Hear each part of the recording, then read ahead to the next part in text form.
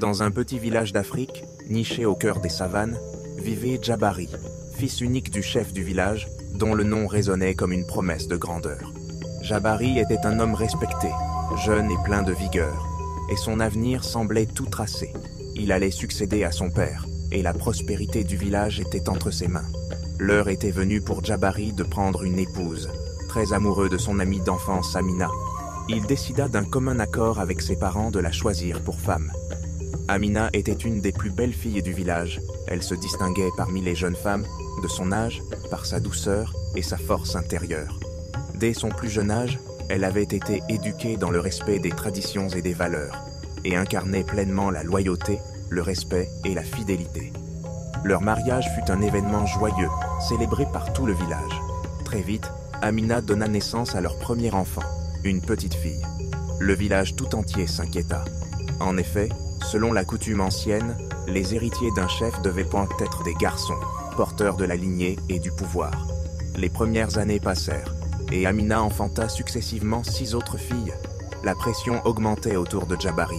Chaque naissance d'une fille était accueillie avec des murmures de déception. Les villageois, qui respectaient autrefois Djabari pour sa force et sa jeunesse, commençaient à regarder avec un mélange de pitié et de méfiance à cause de son incapacité à produire un héritier mâle. Le chef du village, son père, vieillissant, était de plus en plus nerveux. Il sentait que son pouvoir s'étiolait avec les années et son esprit était hanté par l'idée que l'héritage du village, et par extension son propre nom, pourrait se perdre. Djabari, sensible à ces pressions, tenta de se convaincre que l'amour qu'il portait à Amina était plus fort que les attentes de son entourage. Mais les tensions dans sa propre famille devinrent intolérables. Son père, souvent fatigué et en proie aux angoisses de la vieillesse, lui répéta à plusieurs reprises « Ton avenir et celui de notre peuple reposent sur des fils. Des fils, Djabari, pas des filles. Comment veux-tu que ce village survive si tu laisses notre lignée se faner avec des filles ?» Les conseils de son père étaient appuyés de la bienveillance distante mais pressante de ses oncles et des anciens du village, qui ne cessaient de lui rappeler les lourdes responsabilités d'un chef. La coutume, qu'ils respectaient et tous depuis des siècles, ne tolérait aucune déviation. Un chef doit avoir des héritiers mâles. C'est la loi de la terre et des ancêtres. Une fille, même belle et douce, ne pouvait jamais être l'héritière d'un chef. Djabari se retrouva donc à un carrefour. Son amour pour Amina et le respect qu'il lui portait se heurtaient à l'inexorable pression des traditions. La scène où il annonça sa décision à sa femme fut douloureuse et silencieuse. Il n'y eut pas de cris, pas de larmes éclatantes. Mais Amina, d'un calme dévastateur, comprit immédiatement. « Tu veux nous répudier, moi et mes filles, pour prendre une autre femme, n'est-ce pas ?» demanda-t-elle, avec une voix douce mais ferme. Djabari baissa la tête. Il n'avait pas de mots. Il ne pouvait pas la regarder dans les yeux. « Je t'aime toujours, Amina. Mais je suis le fils du chef. Il faut que je fasse ce qui est nécessaire. Tu comprends. Ce n'est pas de ma faute. Tu as fait de ton mieux. » Amina se leva lentement. Elle ne répondit rien. Elle savait que dans ce village, il n'y avait pas de place pour les déviations des coutumes. Elle savait aussi qu'une fois sa décision prise, il ne reviendrait pas en arrière. Elle prit ses filles et les emmena sans un mot. Elles allèrent s'installer chez des proches parents d'Amina, qui vivaient dans le village voisin. Laissant son mari dans la maison qu'ils avaient construite ensemble, une maison désormais remplie de silence et de tristesse. Après la répudiation d'Amina, des rumeurs se répandirent dans le village au sujet de Zuri. Certains villageois prétendaient que le chef du village allait la choisir comme nouvelle épouse pour son fils Djabari. Zuri était d'une beauté éclatante. Elle avait ce don particulier de capter l'attention de ceux qui l'entouraient, sans effort, simplement par sa présence. Mais derrière cette beauté se cachait un esprit astucieux, calculateur. Zuri savait que la position d'une femme dans la société était fragile, surtout dans un village où les traditions étaient aussi anciennes que le sol lui-même. Elle comprenait que, pour se hisser au sommet, il lui fallait plus qu'un simple charme. Elle devait s'assurer de s'attacher au pouvoir, d'obtenir l'influence qu'elle désirait, et pour cela, il lui fallait un mari puissant. Et quel meilleur homme que Djabari, le fils du chef, respecté et adulé par tout le village. Quand Zuri entendit parler de la répudiation d'Amina, la première chose qui lui traversa l'esprit ne fut pas la pitié ou la tristesse pour la situation de la première femme. Non, Zuri vit une opportunité. C'était le moment parfait pour se rapprocher de Jabari. Ce n'était pas qu'une simple coïncidence si Zuri se retrouva soudainement dans le cercle des femmes que Jabari pouvait épouser. Elle se savait belle, mais elle savait aussi qu'il lui fallait plus qu'un regard charmeur pour capturer le cœur d'un homme comme lui. Elle se montra douce et respectueuse, prônant une obéissance parfaite. Et les rumeurs finirent par se concrétiser.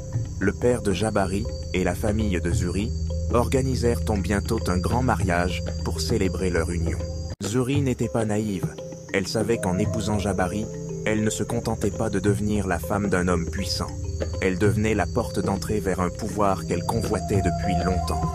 Si elle parvenait à donner à Jabari les fils qu'il attendait, elle s'assurerait de régner à ses côtés, d'être celle qui guiderait, en silence, les décisions du village.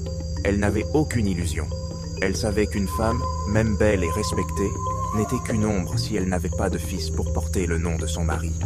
Les premiers mois de leur mariage furent marqués par une parfaite harmonie, ou du moins, c'est ce que Jabari croyait. Zuri veillait sur lui, répondant à ses besoins avec une ferveur presque religieuse.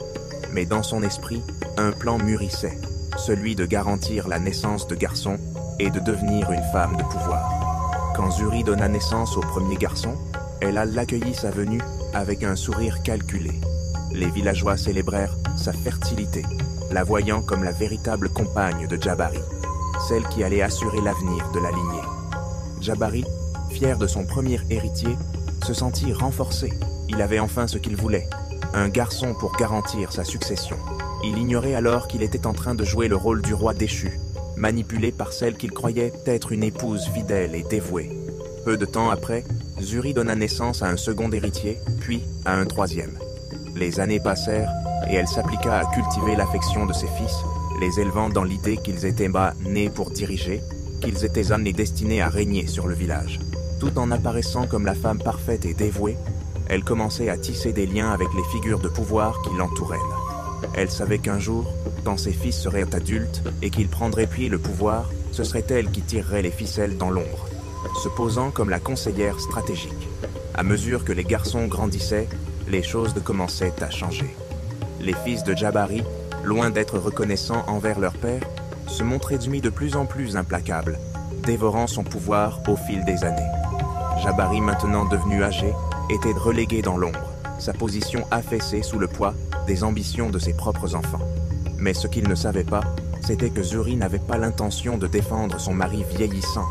Au contraire, elle le laissa s'effacer peu à peu, tout en cultivant la loyauté de ses fils, dans l'espoir qu'il la soutiendrait lorsqu'il prendrait les rênes. Zuri n'avait jamais été là pour l'amour, mais pour le pouvoir. Et une fois qu'elle avait obtenu ce qu'elle voulait, elle se détourna de Jabari, le laissant aux mains de ses fils, sans le moindre remords. Jabari finit par tomber malade, tant sa situation l'avait affecté. Il s'aperçut avec amertume que ses fils, qu'il avait tant espéré, ne l'avaient jamais vraiment aimé. Leur seul but était d'utiliser son nom pour accéder à des privilèges. Mais une fois ces privilèges obtenus, ils ne lui laissèrent même pas la moindre once de dignité. Son fils aîné, qui avait atteint l'âge d'être chef du village, profita de la maladie de son père pour se proposer de devenir le nouveau chef. Les anciens et les villageois, voyant l'état de Jabari se dégrader et craignant pour l'avenir du peuple, placèrent son fils aîné à la tête du village. Jabari fut alors destitué et ses fils le chassèrent pour accéder au pouvoir. Dans un acte de cruauté silencieuse, ils le laissèrent de côté, pauvre et affaibli. C'est alors qu'une de ses filles, Amara, la plus jeune et la plus déterminée, apprit la situation de son père et vint aussitôt lui rendre visite. Depuis le jour où il avait répudié leur mère, Jabari n'avait plus entendu parler de ses filles, et il ignorait tout de leur vie. Amara était devenue une femme sage et respectée dans un village voisin. Lorsqu'elle apprit la condition de son père, elle décida de s'occuper de lui, bravant les conseils de ceux qui voulaient qu'elle le méprise. Amara prit soin de son père avec une dévotion qu'il n'avait jamais connue. Peu à peu, Jabari retrouva une forme de paix intérieure, et il se rendit compte du prix qu'il avait payé pour sa quête de pouvoir et de statut. Au fil des semaines, ses autres filles vinrent à leur tour, chacune animée d'un sentiment de compassion et d'un désir de réconciliation. Amina, sa première épouse, vint également. Les années avaient ôté rôder sa douleur, et elle était devenue d'elle une femme plus sereine, qui n'avait jamais cessé d'aimer ses enfants. Ensemble, mère et fille soignèrent Djabari, et les blessures du passé commencèrent à se cicatriser. Djabari réalisa alors que ce n'était pas par la force des garçons, ni par le pouvoir que l'on léguait un véritable héritage, mais par les liens du cœur, la loyauté et la sagesse. Il se rendit compte qu'Amina, sa première femme, avait été la véritable force derrière son règne, et que ses 7 filles, bien qu'oubliées de par la coutume, étaient les véritables héritières de son nom. Dans ses derniers jours, Djabari se réconcilia avec Amina et ses filles. Il mourut en paix, entouré de celles qu'il avait rejetées, mais qui lui avaient offert ce qu'aucun héritier mâle n'aurait pu, la rédemption et l'amour. Morale de l'histoire.